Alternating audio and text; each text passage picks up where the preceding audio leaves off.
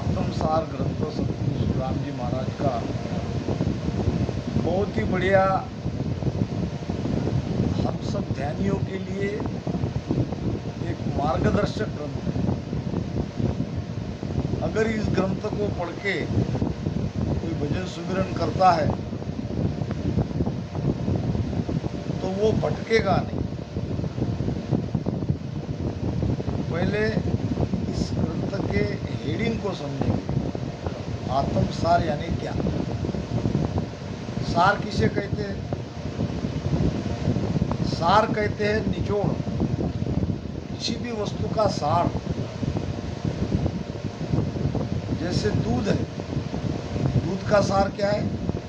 घी। दूध का नाश होता है, दही भी कुछ दिन बाद खराब हो जाता है, और मक्खन का भी नाश होता है। घी है सार तत्व। ऐसे ही हमारी इस केवल भक्ति का सार है परमात्मा प्राप्त। 10वें द्वार के बाहर जाके उस परम आनंद में, उस सस्वरूप आनंद में जाके समा जाना, वो आनंद रात दिन लेना। अब जो बाहर परमात्मा है वो हमारे घट में आत्मा है, तो हमें हमारे आत्मा के स्वरूप में जाके मिलना है। आत्मा ही सार है, ऐसा गुरु महाराज कहते हैं। हमारी भक्ति का सार है आत्म अनुभूति, और जब तक आत्म अनुभूति नहीं होती तब तक हमने सार तत्व की वहाँ तक की खोज नहीं की। रास्ते से चल रहे हैं, अंतिम पड़ाव है आत्मा अनुभूति, वो परम आनंद जहाँ कोई इच्छा नहीं, कोई वासना नहीं। तो ऐसा ये ग्रंथ है। महाराज फरमाते हैं, आत्म में परमात्मा दया करी भरपूर, जन सुखिया निर्भय भया, काल कंठ सब दूर। हर समय हर काम में हमको क्या चाहिए? दया चाहिए। किसी न किसी की मेहर चाहिए, किसी न किसी की दया चाहिए। अब यहाँ जब हम ध्यान की यात्रा आरंभ करते हैं तो पहले तो हमें हमारे शरीरधारी सद्गुरु की उनकी दया होती है। उनकी दया मेहर से भेद मिलता है, भजन सुमिरन करने लगते हैं। अब आगे जाके महाराज कह रहे हैं कि दया हमें किसकी चाहिए? दया चाहिए परमात्मा की। दया किसकी चाहिए? अब परमात्मा है कहाँ, इसका निर्णय महाराज कर रहे हैं। आत्म में परमात्मा है, हमारी आत्मा में, और उसकी ही भरपूर दया हम पर होने वाली है। वो भरपूर दया करने वाला जो परमात्मा है वो हमारी आत्मा में बैठा है, और उनकी दया मेहर से हम काल से निर्भय हो सकते हैं। महाराज कहते हैं कि जन सुखिया निर्भय भया, काल कंठ से। उस परमात्मा की दया से जो हमारी आत्मा में है, उनकी मेहर से हमारा काल कंठ सब दूर हो गया।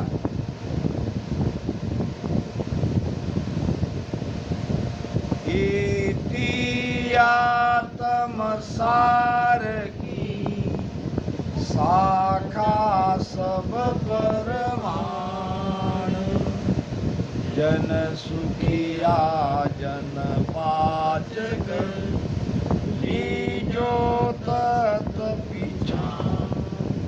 भीतर के आत्म तत्व को हमको सबको पहचान करनी है। मान लो आपको कोई भीतर भेद बताने वाला नहीं मिला और आपकी आत्मा तड़प रही है, तो चिंता करने की आवश्यकता नहीं है। गुरु महाराज की वाणी लेके आओ या कहीं से मंगाओ, उसमें का आत्मसार विषय खोलो और उसमें दोहा पर जाओ। दोहा में दूसरे नंबर का दोहा पढ़ो। महाराज क्या कहना चाह रहे हैं आप? एति आत्मसार की, ये आत्मसार ग्रंथ में जितनी साखियां है, दोहे है, ये क्या है? ये प्रमाणित है। एति आत्मसार की शाखा सब प्रमाण, ये प्रमाणित है। क्या प्रमाणित है? ये उस देश में ले जाने वाला एक रास्ता है, एक मार्ग है, और गुरु महाराज ने इन शाखाओं को प्रमाणित किया है। कोई बात हम प्रमाणित करते हैं ना, फोटोस्टेट कॉपी को प्रमाणित करते हैं ना, विनोद को पता है। प्रमाणित करने का मतलब वो 100% सत्य है, प्रमाणित की गई है। ऐसे ही गुरु महाराज ने आत्मसार ग्रंथ में 135 साखियां दोहे प्रमाणित की है। भटके हुए को, भूले हुए को रास्ते से लगाने वाला ये ग्रंथ है। जन सुखिया जन बाच कर, इसको आप पढ़ो और पढ़ने के बाद उसका मनन करो, चिंतन करो, और क्या करने के लिए कहा है, कैसे भजन करने के लिए कहा है, वो भेद इसमें खोलो। भेद की बात है, जहाँ जहाँ अलग अलग लिखो और जैसे किया गया है, कहा गया है, वैसा करो। आप आपके भीतर के आत्म तत्व को पहचान लोगे। अगर ऐसे सत्ताधारी गुरु मिल गए जिन्होंने अपने आत्म तत्व की पहचान कर ली है, पीछम के रास्ते से भजन सुमिरन करके वो अपने आत्म तत्व के अनुभव भीतर में ले रहा है, अगर ऐसे मिले तो बहुत बढ़िया बात है। नहीं मिले तो कोई चिंता करने की आवश्यकता नहीं। अगर आपके अंदर सच्ची लगन है, सच्ची तड़प है, तो आप इस ग्रंथों को खोलो। महाराज कह रहे कि मैंने सारी बातें इसमें आपको बताई। जहाँ जहाँ आपको कोई संशय, कोई भ्रम निर्माण होगा या ध्यान में कहीं अटकाव या कहीं भटकाव होगा, तो ये ग्रंथ पढ़ लो।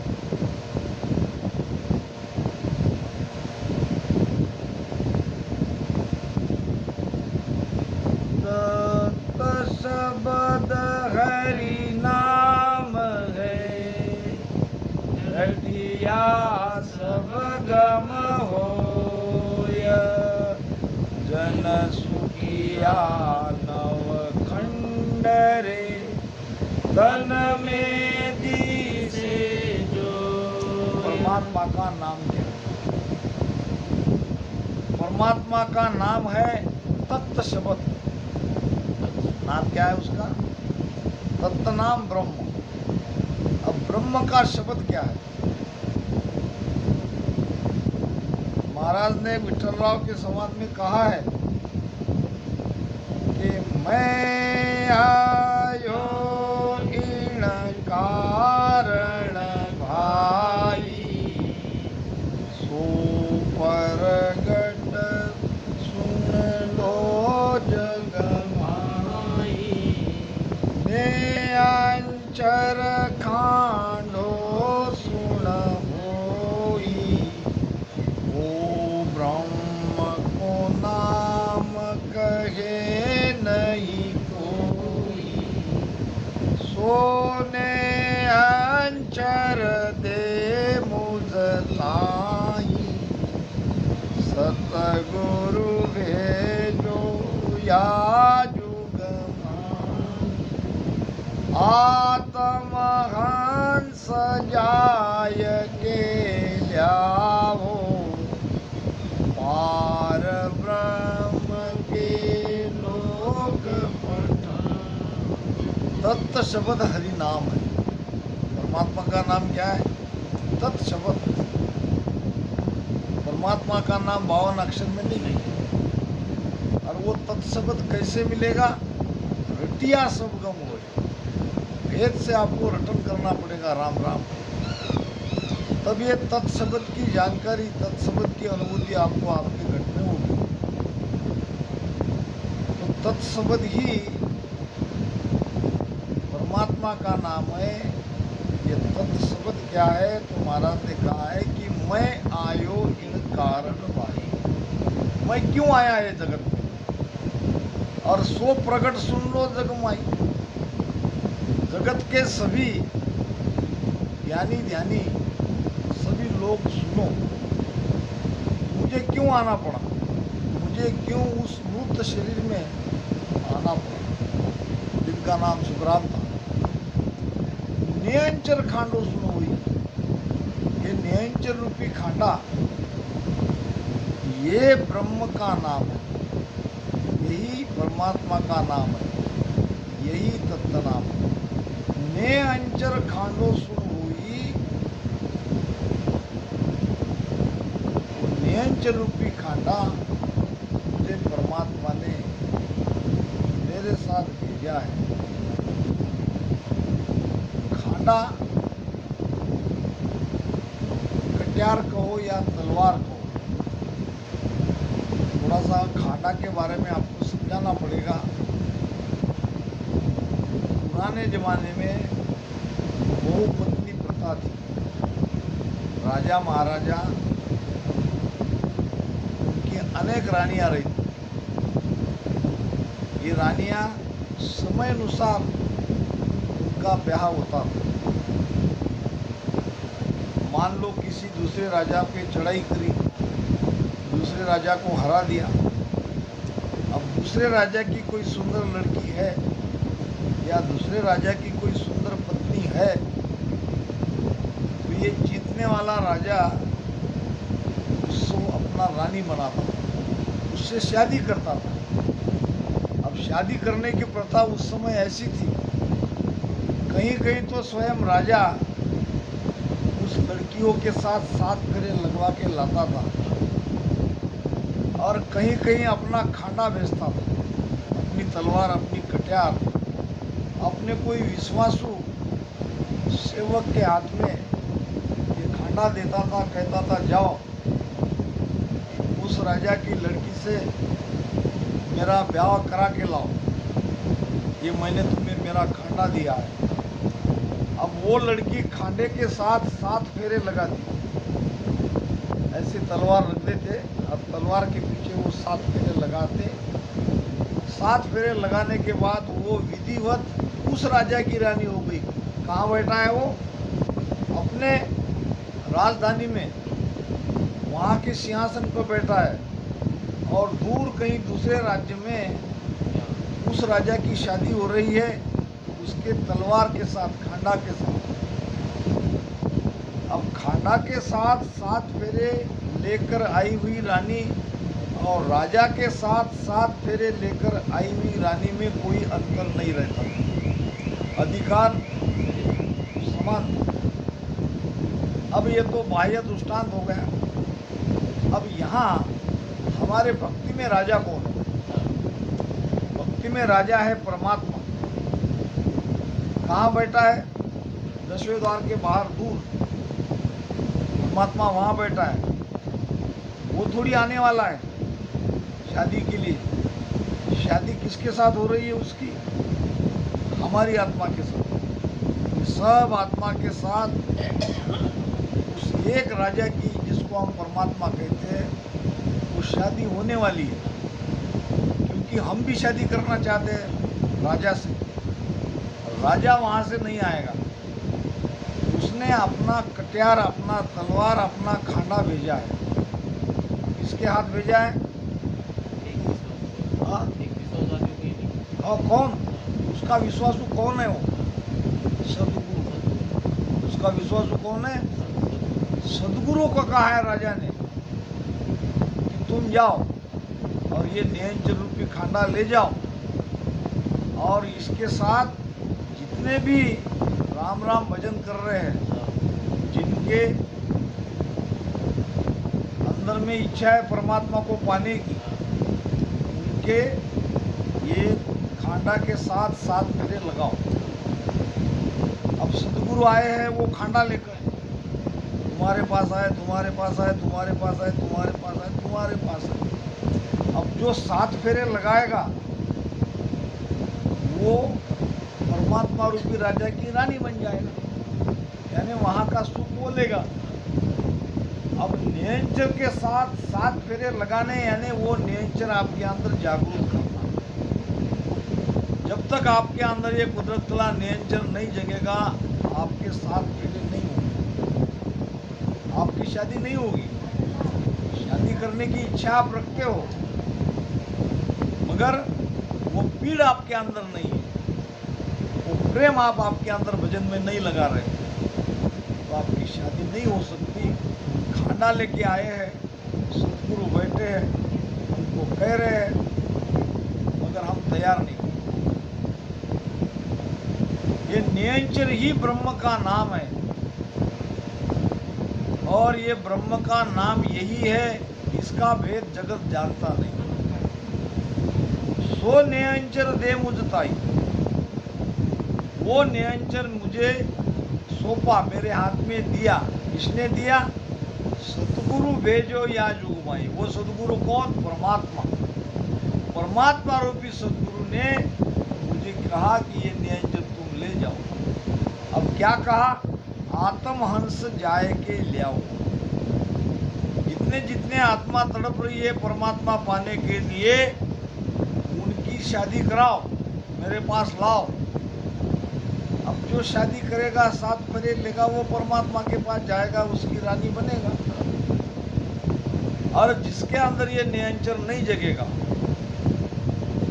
तो वो नियंचर कैसे, हमको सदगुरु ने बताया कैसे हमारी शादी होती है।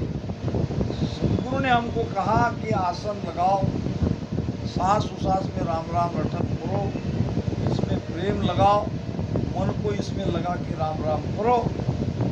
वो जो परमात्मा ने मेरे द्वारा नियंचर रूपी खांडा भेजा है, वो खांडा आपके घट में प्रकट होगा। नियंचर रूपी खांडा देते नहीं आता, ये प्रकट करा के लेना पड़ता। सत्सबक देते नहीं आता। सत्सबक अगर देते आता, सत्सबक देना अगर किसी संत के हाथ में आता तो क्या होता? विनोद, पहले अपने घर के लोगों को देता नहीं, अमर लोग ले जाना तो पहले तो अपने परिवार को ही ले जाता ना। बाद में जो नज़दीक का है उसका नंबर लगता, रिश्तेदारी में ढूंढता, तुम्हारा नंबर नहीं लगता। सब अपने ही परिवार को वहाँ ले जाते, दूसरे को कहाँ ले जाएंगे? मगर वो दे नहीं सकते। सत्सबक प्रकट कराना शिष्य के हाथ में, गुरु के हाथ में कुछ नहीं। गुरु करेगा तो क्या होगा? गुरु बताएगा भेद। शिष्य करेगा। हाँ, महाराज कह रहे हैं कि एक ही आत्म सार की सत्य शब्द हरि नाम है रटिया शब्द।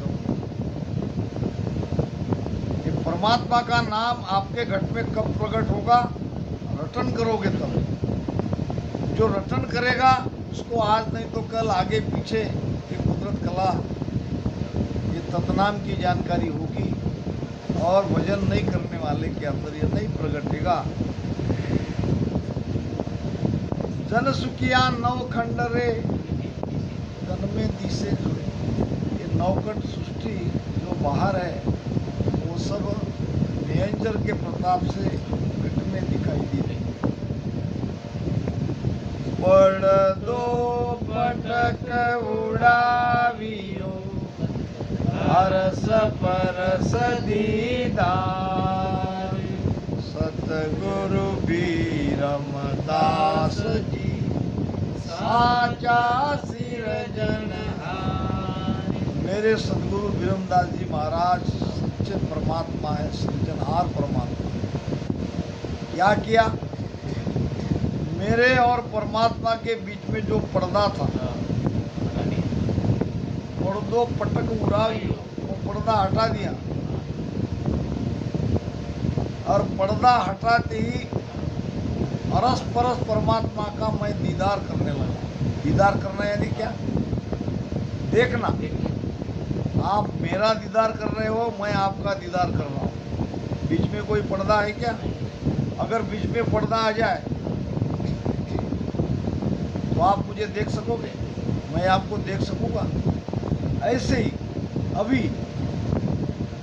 हमारे और परमात्मा के बीच में पर्दा है। कौन सा पर्दा है गोकुल? भ्रम का तो अब कहाँ रहा, अब तो बहुत दूर हम चले गए। पहले था भ्रम का पर्दा, मगर नेचर जगने से वो भ्रम का पर्दा मिट गया।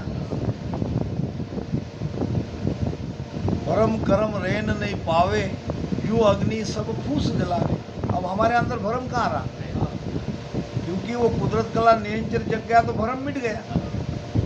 अगर हम भ्रमित नहीं है, जगत भ्रमित है। अब पर्दा कौन सा है? अब पर्दा है 10वें द्वार का। हमारे और परमात्मा के बीच में पर्दा कौन सा है? 10वें द्वार का पर्दा ये सदगुरु खोल देता है, वो पर्दा हटा देता है। पर्दो पटक उड़ावियो अरस परस दीदार। 10वां द्वार खुलते ही अरस परस हम परमात्मा का दीदार करते हैं। सतगुरु वीरम दास जी साचा सृजनहार। तो जब 10वें द्वार में आप चले जाओगे, वो 10वां द्वार नहीं खुलेगा, तब आपको सतगुरु की याद आएगी। तब सतगुरु कृपा करके आपका वो पर्दा हटा देगा और परमात्मा से दीदार होगा, परमात्मा से हम मिल जाएंगे।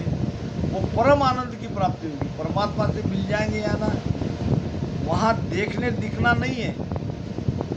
देखो, ऐसी कल्पना नहीं करना कि 10वां द्वार खुल गया कि हम बैठे हैं उधर परमात्मा, ऐसा नहीं।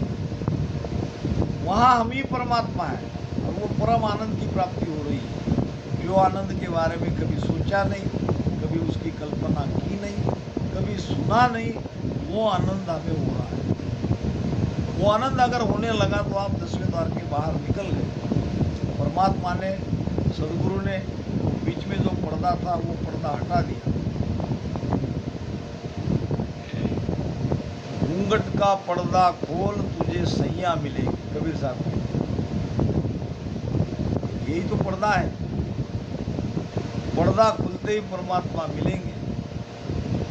जैसे कोई घूंघट ओढ़ता है हमारी भाइया, तो उसको हम देख सकते क्या? कब देखेंगे? पर्दा खुलेगा तो पर्दा ऊपर उठते ही हम उसे देख सकते। ऐसे ही ये 10वें द्वार का पर्दा है। वैसे तो पर्दे ही पर्दे हैं, मगर एक एक पर्दे को खोल के जाते हैं। पहला पर्दा कहाँ है? पहला पर्दा है पीछम का, कनाल खुलना, सुषुम्ना नाड़ी खुलना बहुत जरूरी है। वो बहुत बड़ा पर्दा है। हमारे यहाँ मूलाधार में हमारी सारी आत्मिक शक्ति जमा है, जो संसार में जा रही है। हमारी शक्ति संसार में शक्ति जहाँ, क्योंकि वो ऊपर का रास्ता बंद है। जब कोई वो सुषुम्ना का रास्ता खोलेगा, यानी कुंडली को जगाएगा, नागिन को जगाएगा। महाराज कहते हैं ना, उड़ के मोर पाताल में पेट हो। मोर आया ऊपर से पाताल में, शेष को पकड़ पलटा लियो। वहाँ है नागिन शेष, उसको पकड़ के उसने पलटा लिया। जाए आकाश आसमान सु ऊपरे, और ता दिना सर्प को छोड़ दी। जब आकाश आसमान से ऊपर हम जाते हैं तो वो कुंडली शक्ति का कोई काम नहीं रहता। सर्प को छोड़ना यानी उस नागिन को वहाँ जाके छोड़ देते हैं। ज्ञान का बहुत गहरा भेद है और ये कोई आपको नहीं बताएगा। कुंडली शक्ति के बारे में कोई नहीं बताएगा। जानकारी नहीं तो वो मना कर देगा कि ये ऐसे पानी में नहीं है, मगर वो साख नहीं लेगा। वो वाणी के आधार से आपको नहीं समझाएगा, ऊपर ऊपर कहेगा ऐसा नहीं है वैसा नहीं है। उसको जानकारी नहीं है। जानकारी रहती तो घट पर जाके ये साख लेकर कहता, ध्यान समाज की साख लेकर कहता। एक अचंबो देखिया नागलोक के माय, दुनिया को सुख राम के नागण से सण खाए।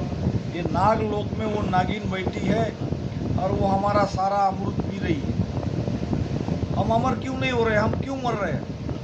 हमारी जो ऊर्जा शक्ति है ये संसार में जा रही है, विशेष सुखों में जा रही है, और इसी शक्ति को पलटाना है। इसको कहते हैं पश्चिम का मार्ग। अगर ये शक्ति ऊर्ध्वगामी हो गई, पलट गई, सारा खेल खत्म, संसार से वैराग आ जाएगा, जगत ना के बराबर रहेगा और ये शक्ति ऊपर चढ़ेगी। महाराज कहते हैं कि जब मैं नागलोक में गया, पाताल में गया, उदास स्थान पे गया, तो मैंने एक आश्चर्य की बात देखी कि वहाँ एक नागिन बैठी है, शेष नाग बैठा है और वो दुनिया को खा रहा है। सभी के अंदर वो बैठा है, सबको खा रहा है। ये तो हम सदगुरु सुखराम जी महाराज के शरण में गए, वेद मिला, वो ज्ञान मिला, हम पलट रहे हैं। हम उस नागिन के मुख से ये बंकनाल को खोल रहे हैं और बंकनाल के रास्ते ऊपर चढ़ रहे हैं। अब हमारी आत्मिक शक्ति ऊपर चढ़ रही है। अब जब ये पूरी तरह से ब्रह्मांड में आ जाएगी, क्या होगा? 10वें द्वार में आत्मिक शक्ति आ जाएगी तो क्या होगा? दो चीज होगी। अमर लोक शासन दियो, रिधि सिद्धि दी बोला, जन सुखिया गुरुदेव ऐसो बड़दाता। आपको रिधि सिद्धि भी मिलेगी और अमर लोक की प्राप्ति भी मिलेगी। अगर रिधि सिद्धि लोगे तो अमर लोक नहीं जाओगे, मगर वो आपको मिलेगी, बेनिफिट है वो। कोई रिद्धि सिद्धि लेके अमरलोक को छोड़ देते हैं, वहीं अटक जाते हैं, और जो अमरलोक में जाना चाहते हैं वैसे संत रिद्धि सिद्धि को टाल देते हैं, उसका कोई उपयोग नहीं लेते। मगर ये सारी चीज़ें मिलती है। रिद्धि सिद्धि नहीं मिलती, उसके पहले 5 ज्ञान हमारे घर में प्रकट होता है। बहुत संत कहते हैं कि मैं 10वें द्वार के बाहर हूँ।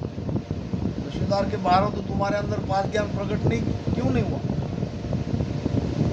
उन विमान हेट जो आवे, अभी तो गया, पांचू ज्ञान गेव का। कौन सी विमान है वो? ये विमान नहीं, सत्ता रूपी विमान। सत्ता रूपी विमान के नीचे जो आ गया, उनके पास 5 ज्ञान गेबाऊ से मिलते हैं। वो आपके मन की बात जान लेगा, यहीं बैठे बैठे 1000 कोस पे क्या हो रहा है वो बता देगा। बताना उसका काम नहीं, मगर उसके अंदर वो ज्ञान है। 3 लोक में कहाँ क्या होने वाला है, जो 10वें द्वार खोल के बाहर निकल गया, उसके अंदर वो शक्ति आती है। अब ये है तो करो बात, 10वें द्वार के बाहर निकल गए, हम निकल गए, मगर होता कुछ नहीं। ये कोई ज्ञान उसके अंदर प्रकट नहीं आया, और अपने स्वयं के मत से वो 10वें द्वार के बाहर निकल गया, ऐसा बताते हैं। क्योंकि महाराज की वाणी झूठी नहीं है। महाराज कहते हैं कि उन विमान हेठ जो आवे पांचू ज्ञान ये कब आवे। उसके अंदर 5 प्रकार का ज्ञान आना ही चाहिए, तो उसका लाभ ले न ले। 3 लोक में क्या क्या घटना घटित होने वाली है वो सब जानता है। वो रोकेगा नहीं, कोई बदल नहीं करेगा, क्योंकि अगर ये शक्ति वो इसमें लगाता है तो आगे का रास्ता उसका कठिन हो जाता है। इसीलिए संत ये सब ज्ञान को, मद ज्ञान, अवध ज्ञान, मन परिचय ज्ञान, सूरत ज्ञान, केवल ज्ञान, ये सबको पीछे छोड़ के सत्स्वरूप आनंद पद के ज्ञान की ओर आगे बढ़ता है। 8 सिद्धि 9 निधि को भी वो टाल देता है और उनका भी लाभ नहीं लेता। क्योंकि अगर लाभ लेने निकल गए तो आगे की यात्रा उसकी मुश्किल हो जाती है, उसके लिए उसको और दूसरा जन्म लेना पड़ेगा। इसलिए महाराज कहते हैं कि अमर लोक शासन दियो